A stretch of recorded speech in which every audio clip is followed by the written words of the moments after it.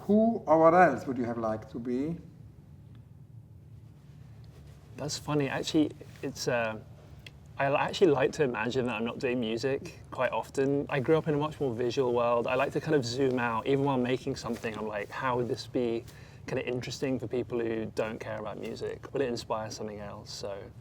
So yeah, I think something visual with no music involved, maybe in a kind of post-music world.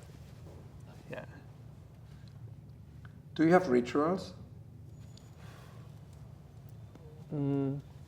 Probably. I'm sort of anti-ritual, I think.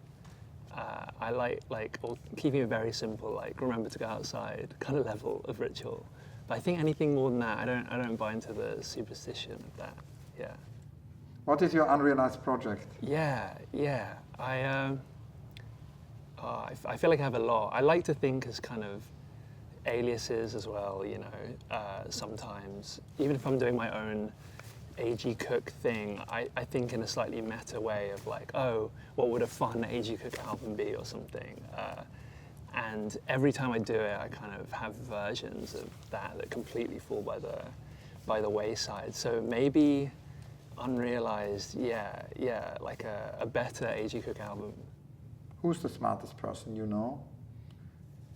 God, I feel like I'm surrounded by people who I'm very impressed by how smart they are. Honestly, like, you know, so many of the musicians that I've worked closely with, like Charlie, Caroline, Tommy Cash, is I think underrated in terms of really kind of being able, like that, zooming out and having this kind of strange insight. It's fun talking to him about what to call certain projects and things like that. So maybe it's a good answer. How willing are you to compromise? I don't know if I call it compromising in a way. I think it's trying to make the other person, or if it's a group or whatever, whoever I'm collaborating with, feel very comfortable. Like any decision that I make could be one they could have made, or vice versa, or you know, that sort of inventing a bit of a language around a project.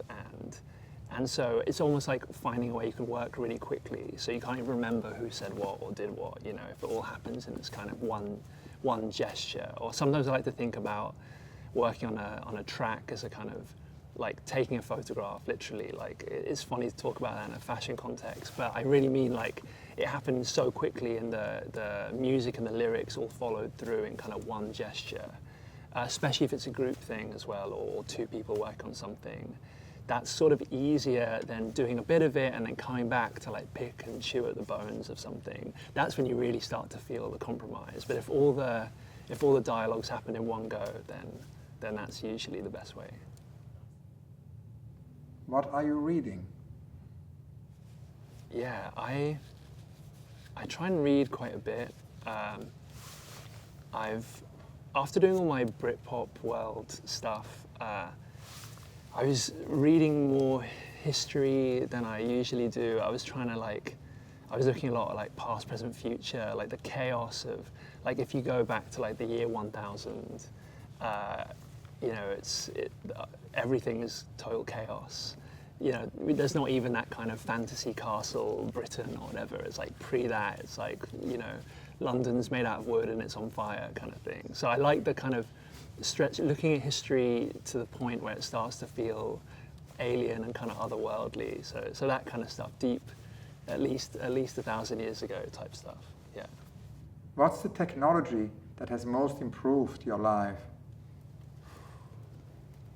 I mean, I use laptops constantly to the point, I don't know if it's improved it, it's just, it's inseparable. No, you know what, actually, I'll defend, this is quite specific really, but I like computers being objects that aren't too woven into sort of everyday fabric. So like, you know, I prefer a desktop to a smartphone in a kind of way, or, you know what I mean, like a screen to like a watch or something, you know, that I like that level of separation of kind of like 90s computer technology being its own kind of monolithic thing that you can also leave alone. You know what I mean? It can be switched on when you're in the room with it, and then it's somewhere completely different. Even psychologically, when I'm doing stuff, like if I'm making music and doing electronic stuff, I'm like all in that world, you know. And I think that comes from a place where it wouldn't be exhausting, because I'd be like, oh, that was my hour with the computer, and now I'm going to leave it alone and do something else. So I think, yeah, as a tangible, separate thing that you can really enjoy, rather than a constant, watching dialogue, you know. Describe your earliest memory. It's pretty abstract. I don't know. I can't know. I think I remember some kind of. Do I have one before that? I remember being taught how to construct sentences using little farm figurines and letters and things like that. So I've held, hence my constant farming metaphors. Yeah. What is a bad habit of yours that you'd like to change? Bad habit. I mean. No, there's, I think I definitely have a few. I'm very, I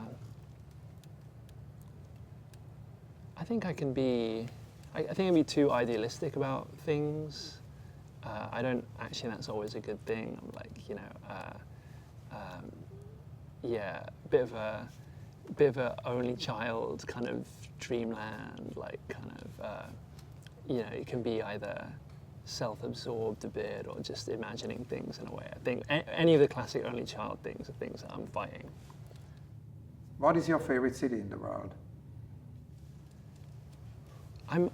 I've really gotten into London again, even though I grew up in London, so it's a bit of a boring answer, but I think for a while I was a bit of a hater, possibly, very into the notion of other places, and but it's a really nice feeling to rediscover where you're from, and kind of, especially London being as big as it is, you know, if you've grown up in one part, you sort of have no idea of the sort of mirror part of it and so on. So it's been really fun kind of gradually coming back to London again and again and again, and it's always sort of new. So I'm in a London phase now.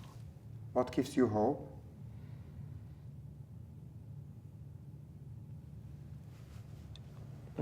I think I'm impressed by, I don't know if this is a really good answer, because it could be bad as well, but things have remained interesting.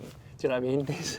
Things really don't get boring, and I think I always had a sense that things would get boring more quickly, maybe, and I think the feeling that you could be really against something and then actually secretly into it, and the sort of love-hate kind of circle that drives a lot of things. So I think, yeah, maybe I find hope in something that I'm not even into, might be something, some sort of revelation in the near future, and you know, you don't really know everything, and the sort of paradox could be more interesting than your first thought on something. So I think there's something hopeful in that, to not really ever know things properly.